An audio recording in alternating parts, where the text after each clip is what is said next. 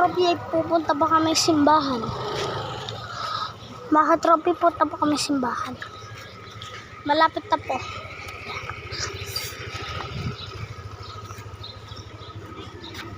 Saan lang po yan? Tara.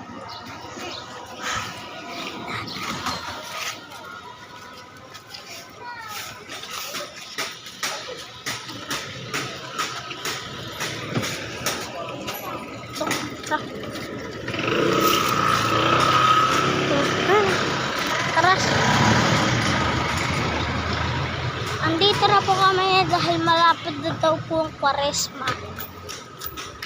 Maglakad-lakad tayo dito. Ito na po ay ang itsura ng simbahan. Siyempre, dahil nga simbahan, maraming santo.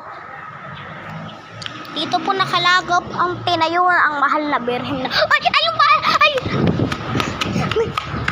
Sinakulo. Ay! Tara! Tara! Sa loob tayo!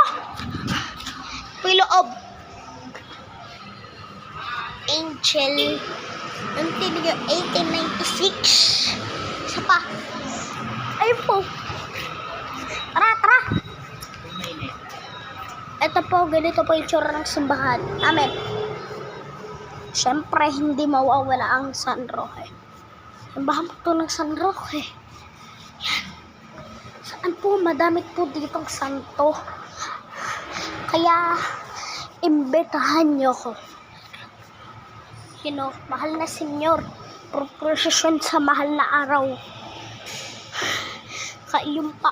Ito pa yung ginagamit pag kayo magbibigay ka na ng pera. Mga picture, para yung mga picture niya ginagamit yung pagbahal na araw.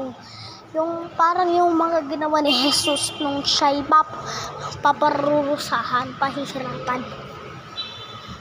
Kung saan napakarami dito picture ng mga rebulto di kay santo.